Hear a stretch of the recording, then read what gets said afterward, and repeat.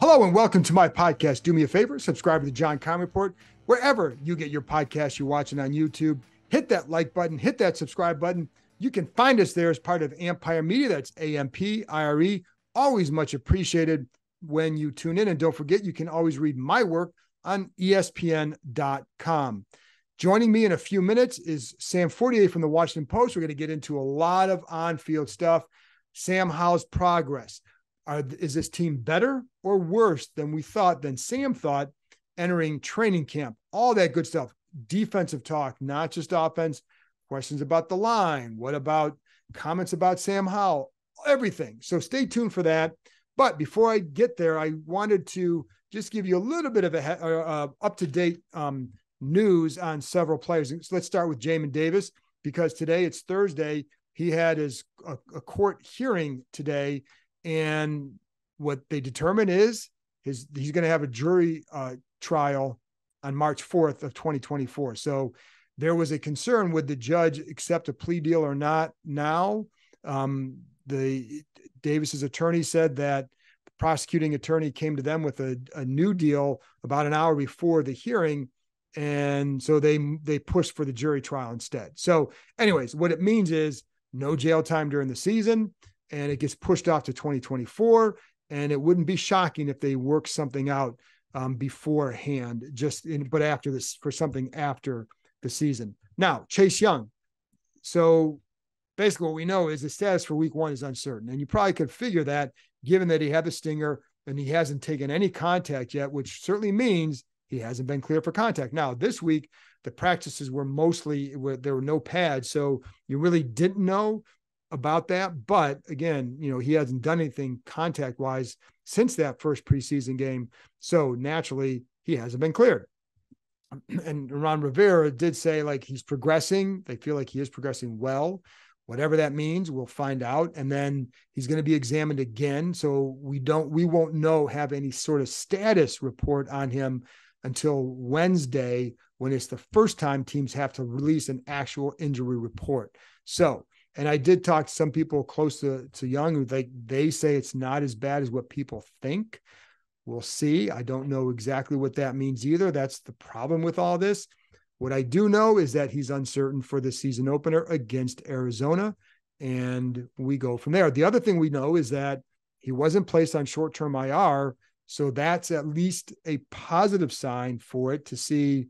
Because if they felt there was going to be something that was going to linger for an extended time, then you would have placed him. You would think they would place him on short-term IR and just let him rest up with it. They did not do that.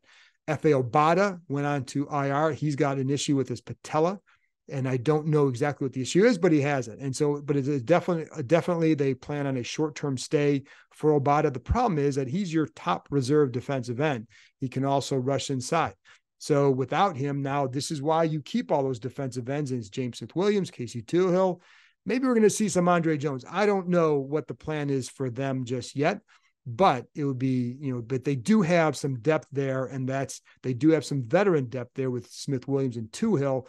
And so they are covered in Chase Young's. If Chase Young does not play, they will be okay. And you can't stop Arizona's offense without Chase Young. You got some problems. So, and I think they should be okay there. Now, Terry McLaurin, no update. What I do know is that he's still been seen in a walking boot as of yesterday or as of Wednesday. Initially, I was told he'd be out of it on Tuesday. It's just, that's a precautionary thing because the number one thing for that injury is rest. And so they're trying to have him stay off it as much as possible, but we won't have a status update again until next Wednesday. Just keep it there was optimism. I think there still is optimism. There's also uncertainty. Both things are true. You can be optimistic that he might play. Optimistic does not mean 100%. So Kendall Fuller told me he's playing. Logan Thomas, he's in good shape. He said that he has no restrictions. He feels really good. He's been out there. So I think those guys are in really good shape. The only two that I'm wondering about right now would be McLaurin and Chase Young. Finally, on the team name, and I always hesitate to dip my toes into this water because it's not going back to the old name. Now, Jason Wright came out on JP Finley's show earlier this week and said that's going back to the name Redskins is not under consideration. And it never has been. And that's why I haven't discussed it a lot, because it's never been realistic. And even with all the petitions, I think people understand that fans liked the name and that they would want it back. So that's the big problem is not, do the fans want it? It's, will the sponsors put up with it? The sponsors knew the fans liked it before and they pulled out. And I don't think the league would support it at this point either. So anyways, it's not my call. Don't shoot the messenger. And you can rip on Jason Wright all you want about, like, well, who cares what he says? Well, he's the team president, and folks, he's getting it from somewhere. Trust me, he's not going out there without full knowledge. The owner has full knowledge of what Jason Wright is saying. And so there you go. You can replace Jason Wright as president. The next one will say the same thing. It's not going back. And again, it's, don't shoot the messenger. I'm just telling you the way it is. Now, could it change in the future? Perhaps. That's a different discussion, but it's not going back. And Jason Wright said it, and it's what I've consistently heard from people in the Harris Group all along. Anyway, that's it from me. So here's my conversation with the Washington Post's Sam Fortier. So I'm here with Sam Fortier from the Washington Post, and Sam is disappointed because he didn't get to do my opening like he likes to do, but I had to do it earlier because we're talking before the Jamin Davis situation is maybe resolved. And if it is, you'll hear about it before you even get to this point. Anyways, so Sam, I want to start with let's take a look at the roster in general and just what we've seen this summer. Do you feel better or worse about where this team is at going into the season? First off, I think that we should start with hello and welcome to this segment of my podcast. I would say that overall, I feel better about the roster, but that's really driven by one thing, which is that Sam Howell looked better in the preseason than I expected. I thought he would have a few more growing pains. Obviously, he had a couple sacks that were his fault. Those are things you expect to get cleaned up. But when you talk about his mobility, his ability to expend plays, the arm strength, kind of the way that they're able to use those playmakers, even though it was the preseason, he wasn't facing the team's top defenders. They weren't scheming against him. I just thought he looked a little bit more in control. And when you're talking about a team's fortunes during the season, obviously it's so heavily tied to the quarterback. There are still questions that I have about him. I really wonder, is he going to be able to execute from under center? We didn't see him do that a ton, and that's something he didn't do a lot in college either. But right now, I would say that I feel better about Sam Howell, and therefore I feel better about the roster. And I know you've talked and written about RPOs and all that. How significant do you think that will be to the potential success for Howell and the offense? Instrumental. It is massive. Like if you go back and look at the air raid offense that Phil Longo called for Howell at North Carolina, almost entirely shotgun based, so many RPOs, so much quick game. I talked to Howell and I talked to Fromm about quick game, and that's just really going to help him mentally pre-snap. It's the sort of thing where you get to the line, you pick a side of the field. Hey, do I like the leverage here better? Do I like, this matchup better? Do I have more space over here? You pick a side, you pick a matchup, and then you say, okay, I'm going to throw it to a spot, and you get it out of the ball out of your hands really quickly. That is going to, I think, accentuate the strengths of this offense, which is the receivers, and it's going to minimize the weaknesses, which obviously is the offensive line. So to me, quick game is not only instrumental for what they've built, but also how their quarterback can be comfortable. And I think you brought up the point too. This is one of the things when you talk about the offensive line, there's always have to wait and see how does the scheme impact it. And the quick game and the RPO is designed to create hesitation by the defensive line, cause confusion, and the quick game designed to get the ball out of your hands, and that's by definition it's quick. So right, that's the part that we've seen a lot of it, but we don't know how it's going to look in the season and how the impact on the line.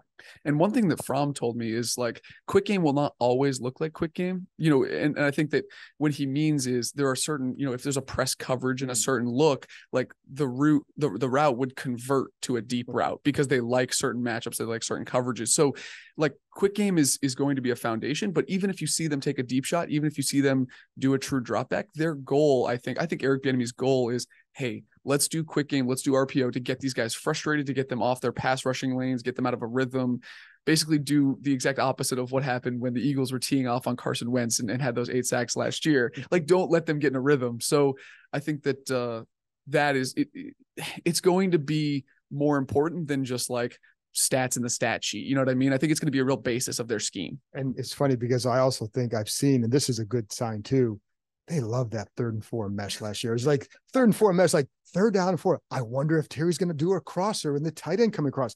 Well, so it's amazing, man. It is. But this preseason, what I saw is okay, this time they're going to look like a mesh, and then he's cutting up through the linebackers in the middle. And so they did that a few times to throw a curveball off of that. But the funny thing is too, with like Mahomes in Kansas City, they use that quick game a lot too. And it's not just that they're sitting there firing away, like get the ball to your hands, take the profits, right? And like even Peyton Manning excelled at that, and get the defense to start climbing up a little bit. Now you take your shot. That's the theory. Right. And I think that one thing that's really interesting to me is if you look at Patrick Mahomes' targets last year, I don't know the exact number, but like a huge share of them were at or behind the line of scrimmage. Yes. And I think that's in response to a lot of defenses doing the Vic Fangio thing, playing 2 high safety shells and saying, hey, we're going to force you to sustain drives, beat us short and intermediate throws. I don't think that Washington, at least Sam Howell, will come in with as much credibility as Mahomes for defenses, obviously. Right. So I'm curious, like, is he going to see as much too high coverage? Obviously, that's a big thing in the league right now, but like, is he going to have to make those checkdowns, or are there going to be more opportunities to throw it deep because people aren't respecting him as much right away? But the receivers, that's who you're going to worry about too. Right. But that's so if you're throwing short and intermediate timing routes, you are betting on yards after the catch. You are betting on their explosion. And it makes a lot of sense, right? Because they're more proven. We know, like, we have a much higher degree of confidence for what Terry and Curtis and Jahan can do than what Sam can do. Right. And I think that really, like in the Cleveland game, you saw that where I think it was after a nice run by B-Rob, but like Sam hit Curtis like for a 5-yard like quick route, and then Curtis created 5 yards after the catch. He slipped through a couple tacklers right up the middle. And so to me, like, that's the perfect play of like, that's not flashy. People aren't going to remember that play, but that is what's going to drive this offense. 1,000% agree. And I love that you brought it up because it was the 5 yards after the catch that absolutely mattered. And it's how you sustain drives, and it's how because like this is going to be, again, patient strike. But they also, the other thing, because since Bieniemy was hired, for Rivera has been getting guys the ball in space, that's the number one thing they've talked about, because you have guys like Jahan and Terry can hurt you long, he can hurt you short, Diami can hurt you deep, Curtis after the catch, Gibson after the catch. So that's been the big thing, is getting the guys the ball in space. Do you have confidence that we're going to see that? Yeah, I think they will absolutely target that. Some of those shorter routes, some of those in-breaking routes, like the quicker stuff, like Sam has the arm strength to get it on the outside. Like if you need to throw an out, the thing that's interesting to me is if they do that, if they really hit that and really accentuate it, make it part of their offense. If defenses respond and they start playing single high and they start trying to take away that space underneath, I should say, can Sam then beat them deep? And I think there are reasons to believe that he can. Like that cover 2 hole shot to Terry in the Dallas game, like that's an unbelievable throw. But can he do that consistently? Can he do it? If defenses are trying to force him into those throws. So it's like, I'm really fascinated by that part of it. And I would say also one other thing, like kind of a tangent that I've been thinking of, is like, I love analytics. I love looking at the data, meshing it with the film. Data considers quick game anything that's 2.5 seconds or faster. But I was talking to Sam about this, and he was like, that actually seems like way too long. It does. It does. Like, I think that a lot of times you're going to be seeing throws in under 2 seconds or 2.25 seconds. Like, because when you're talking about designed quick game or some of those RPOs, in the RPOs, you have to get it out because your linemen are going to be too far downfield if you don't do it faster. But like, these are things that are going to be really, really fast that he's going to have to get the ball out. And so I think that's like a note that I would put out for people. And you go back and look at the Dallas game as an example with Jahan, a couple of times where it's like that ball's out. Now you give him a chance to split the seam and get 20 yards after the catch. That's a big deal. And you saw like, and even this is where a lot of the footwork comes into play too, even on the RPOs. And you watch, like, how does he handle the RPO handoffs? Because there was a play, and I've talked about this before, but the first run in the Browns game where Robinson gets stuffed in the backfield, Sam's got to take a step or two back on his footwork to create a better path for him, but also to sell the linebacker on what might happen. So those are little things, but I think he got better with that throughout the summer. So I feel pretty confident in what I think he can do.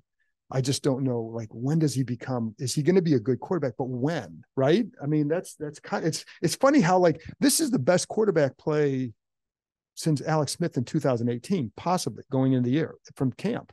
I mean, you've been here. This is what, your fourth season. So this is follow suit. Do you think this is? Yeah, but like, I think that I go back and I think about, like, I think when we talked about this in the podcast last year, like, I thought it was the best roster that they had. And I know that, I'm not saying Carson Wentz that we believed in him, but like but not to interrupt you. Yeah, well, I did interrupt you. You always I do, did. So it's but fine. To the roster, like, they were 8-1 with quarterback play, which wasn't outstanding. Right. I think that, like, maybe it's more when we talk about, like, how many wins do you think we'll have? Like, I'm always wary of being trapped in the myopic hype machine that is training camp and being like, oh, he's going to be really good. And then you find out, like, a defensive coordinator game plans for him one time and, he can't beat it. Exactly. Like, if we talk about, hey, Dallas was, they were in their certain headspace last week, in the last game last year. So I'm always wary of buying too much into that. But I mean, yeah, man, like, I'm ready to get hurt again. But it's, I think the thing that I like with him are traits, and it's what they talk about, which is, his demeanor, how he handles things, his work, how he studies. He's got a good arm. We know that. And so I think all those are what we've seen as well. And that's the behind the scenes stuff. And how much is that going to matter right now? I don't know. I think long-term it bodes well for him. Totally. But then, like, I think that, okay, so I'm with you, right? But I'm going to, like, try to think of reasons why this wouldn't be true. And, like, to me, the Baltimore game, yes, they looked great in the Baltimore game, right? But they also put themselves in so many difficult positions. Like, that sack put them in third and long, and then they overcame it. And, like, they did that, they had the 2-minute drive, which, had some plays where, they could have hurt themselves with penalties and drops and things like that. And I think Sam wasn't super crisp, but he was able to overcome adversity. And is that a trait, or was that a really small sample size in a preseason game? I don't think we know that yet. We absolutely don't know it. And here's the other thing too. And my analogy is, like, you go to the driving range and you hit 10 balls, right? And 7 of them are pretty good. It's those other freaking 3 are the ones that I hit on the golf course. It's a lock. So you don't know, like, you can be on the driving saying, oh yeah, I'm in a groove, I'm going to do this. And you go out there and you shank one. It's like, God, I only did that once, but that's the one that gets out. So, I'm not saying he's going to shank him. He's a good golfer, by the way, but you don't know what's going to carry through to the games, because if we see a bad play in practice, we see 5 good, what is the impact of that one bad play, that one bad throw, and the spot it puts you in? And then can you respond? I think one of the things I've liked about what we saw in the preseason was there were a couple of times they were in bad spots and they overcame. That's a good sign. But you're right, we don't know, and this is why I say I think he'll be good. I just don't know when, and is it going to be with is he going to get the time? So that's the hard part. I think he has a really long leash. If the question is he going to get the time? Because to me, we've talked about this before, like Josh Harris, selling him on a vision for what this team is and why Ron Rivera should remain the head coach. Like, it's not Jacoby Brissett. It's all on Howell. You're right. I mean, if Howell works, it's Rivera can say, listen, this was the guy that I wanted in there. This is the guy, they're 9-8 or whatever it is. And it still might not matter, but like that's the ticket. It is the ticket. So going back to, and I know, like, there was a little bit of a kerfuffle. I don't know if that's the right word. That's such like an old person word. Well, it is. Well, I mean, I want to speak your language. So it is an older word. I grant that. I was sitting in my Davenport last night and I thought of that word. Do you even know what a Davenport is? My grandma used to call a couch a Davenport. Now, and is it a brand of couch? No, I think it was just a couch. We always laughed about it, but like she died 20 some years ago and she was 86. So we're going way back, man. Yeah. So we've taken a bad detour here. But anyways, so Ron with his comments about Howell to Albert Breer. And I know, like, I mean, we've heard those before, but it became a bigger thing. And then Pat McAfee amplified some thoughts on it. What did you make of him saying he didn't know exactly what he had? And now my 2 cents is I know that they wanted to see him against Houston or someone like that. Get a feel, like try to get him in a game. It never arose. Do you think it would have mattered? And how much should be made of what his comments were? Look, anytime a coach says, I didn't know how good he was, like, that's a concern, right? But at the same time, I think it is a little bit more reasonable. Well, there's 2 parts to this. is the message, I think, was like generally kind of reasonable because like, yeah, you don't know who the guy is. And if you're pushing for a playoff spot, you can't play him. And, I think that's one of the reasons why, like when the offense couldn't, really blow it out against Houston, that's one of the problems is like, you couldn't see him. The other part is I think that, and we've talked about this, either Ron's over communication or unclear communication often gets him in hot water, like quarterback last year, or, we could be eliminated or be enemy. Like there are just so many instances of him doing this. So I think that like at some point you have to say, hey, it's not the message itself, which to me is a little odd, but mostly fine. And you have to say like, hey, like this is on you to stop creating these distractions that you've, bemoaned for the last 3 years. So I think that, it's not a damnable sentiment, but the fact that you're continuing to express it and put yourself in these situations is concerning and probably not befitting of the head coach. And I think sometimes too, because you try to like get inside someone's head and what are they trying? I think part of it is that they really like what they see in him and they kind of wish they had known he may have been. Right. And again, like they weren't going to put him in October. You know what I mean? Like he wasn't at that point, and Heineke was playing well enough and they were winning. And it wasn't until those last couple of weeks, but I don't want to go back but yeah. But can I make one clarification? Because I thought McAfee, like, was fine. The one thing that I want to clear up is like, Taylor did not tell them to start Sam out of like some good Samaritan, take a look at this young guy. It's like, you went back to Carson the week before. I'm about to hit free agency for the first time when I could get paid. And I don't want to risk all that. That's absolutely. Exactly. I don't want to look bad. I don't want to get hurt. Like it's just, it's silly to me that like, it wasn't Rudy. Yeah, exactly. Like, that's like kind of how it came off. And it's a weird thing. Like I will say there's two parts to that whole thing. He did say, I think this kid can be really good. Right. Yes. But there was like, he's like, you can't put me back out there after you benched me for this. And I'm going into free agency and I want to get to there healthy. That's also part of the whole situation. If we really want to get in depth on this, Ron only saw Sam, I think likely only really saw Sam in the Dallas game last year because he chose Carson and Carson botched the Cleveland game so badly. Like, I think it's arguable that he did allow himself to see Sam. So for all those of you like that was the grand plan. So, but that's a good point. Anyways, let's go on to anything else. What is going into the season? Biggest concern? Is it the line or is it? I mean, it's the offense, just because while there are promising signs, Sam being one of them, Eric Bieniemy being another, the offensive line is obviously a concern, but like, we just don't know how there's just so much uncertainty. Like basically to me, the offense last year had 3 big question marks: offensive coordinator, quarterback, offensive line. And they didn't replace any of those with like a sure thing. Right. Like, even though you feel good about Eric Bieniemy, and even though you're like, oh, like, I think he, the details, he's got it. Like, is he going to have a play caller sense of rhythm? Is he going to be able to pick the right play at the right time? Like, again, we just don't know. We don't know. Like, we can speculate. Right. And I think he adds a lot. We've seen it. You can feel it. I think there's a reason why there's more urgency this year, a better tempo in practice. I think the practice has been a lot better.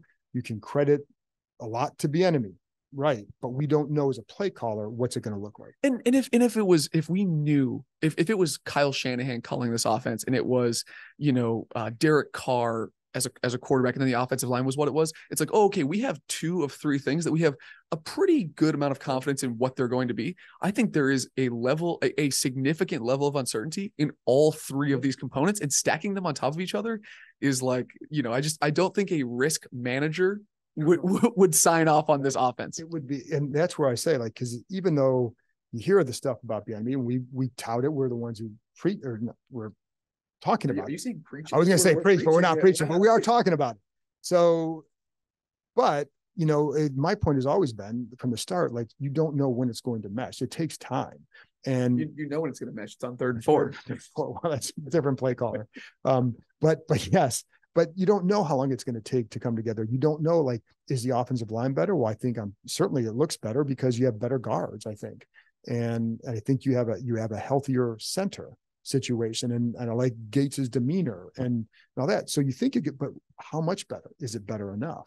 Is it better enough to help Howell and what the enemy wants to do. That's what I don't know. Is there anybody on offense that you say, okay, I don't know if I say I can't wait to see this guy, but like this guy could be the one I really want to watch. Do you mean in terms of like guys that I think are really good and I want to see them perform, or guys that I'm we'll like, go with that. We'll go with that one. Because like to me, how could the answers not be Terry and Jahan? Like, well, we already know what Terry can do. Oh, so you're saying the underrated part? Or somebody like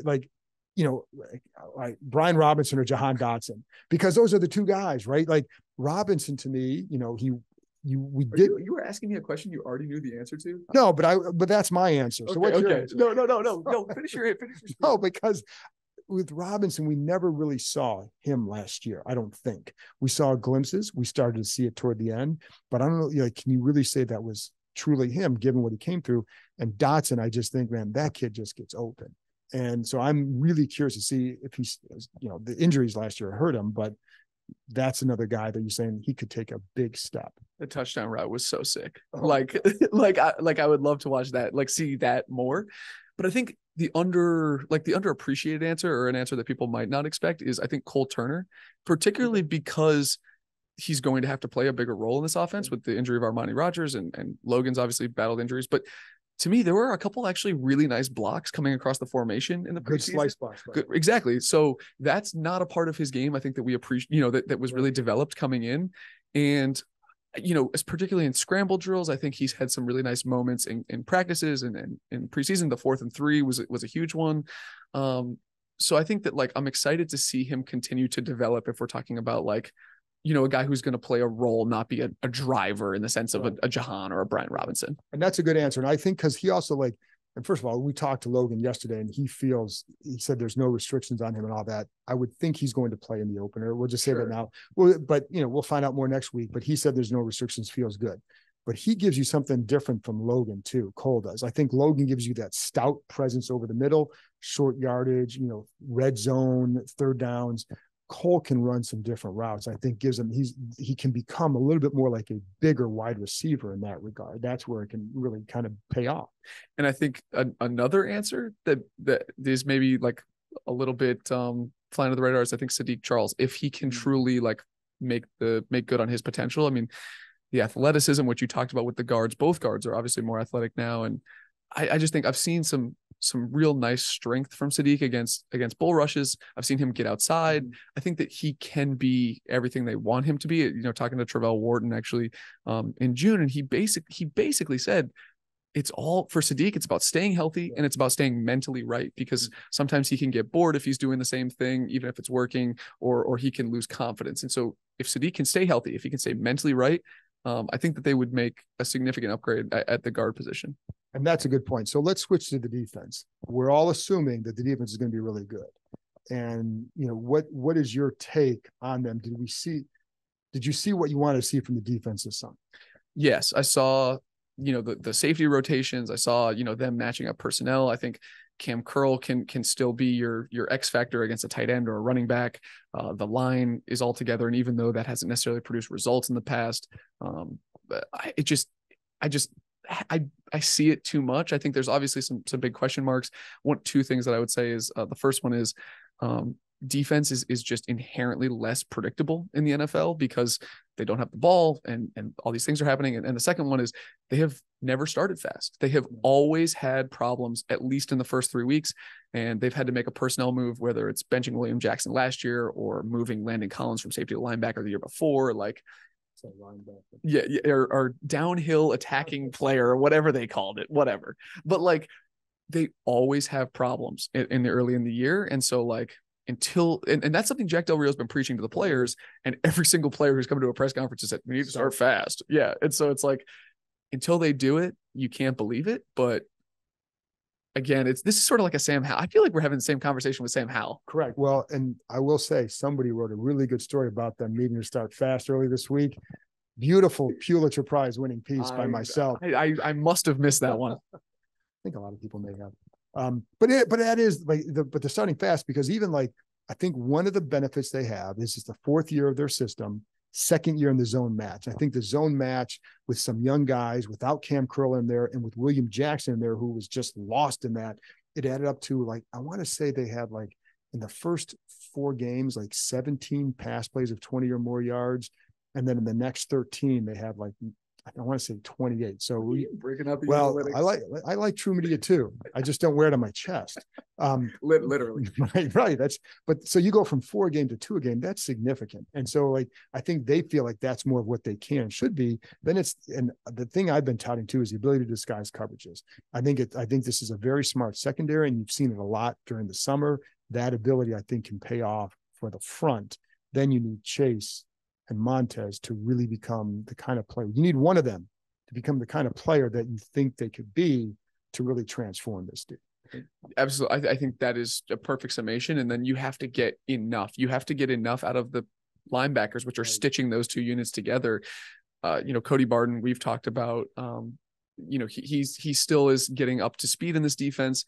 I think he can do it, but obviously, there are certain fits that he needs to get better at. And then Jamin, as you are going to talk about earlier in this episode, obviously has an uncertain future. And so I think that, if those 3 parts can come together, I will. And I should say that, like, I commend Jack Del Rio for going to like more traditional spot drop country coverage to the zone match, which has obviously become more popular around the league, because that's not something that, like, I think a lot of defensive coordinators or a lot of like coaches who have been in the league and has been in as many positions as him always do. You can't rely on that. So for him to switch, I thought was a cool bit of evolution for, like, old dog learns new tricks. And because it can be a tough one for players learning. Like, you see Benjamin St-Juste, I think, feels more comfortable in that. And you can see it maybe resulting in more plays for him. We talk a lot about Emmanuel Forbes, but I think St-Juste is a guy who looks really comfortable in that role, and it could result in, that, which is what they need. They need to get the big plays. Sam, any final thoughts going, just where we're at in there? Anything stat wise you want to get off your chest? Stat wise, no, I think that anything coming up that you want to play? I have some projects coming up. People should look out for, I am writing about whether or not Terry McLaurin is actually still underrated. I feel like underrated is a word that gets tagged to him all the time by all the analysts, by us, some of us for sure. And I think that in the last year or so, with his contract, with the way people view him, the way people rate him, I think that perception is changing. And so I wrote 1,500, 2,000 words about it. So hopefully people will check it out. There you go. And where can they find it? They can find it. Wow. So, God, he's a good podcast host. At Sam, 4TR, SAM, 4TR on Twitter, or in the Washington Post, or at WashingtonPost.com. There you go. And the funny thing is, with Terry, on our list of top 100, he was at 36 this year. And then he also made, in our receiver, Jeremy Fowler did a thing looking at the top 10 in each position. He was top 10. Do you know where he was last year?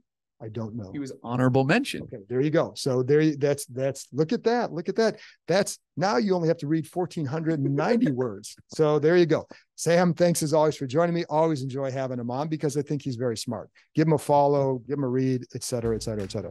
That's it from this time. Thanks to Sam for joining me. Thank you for listening, and I'll talk to you next time.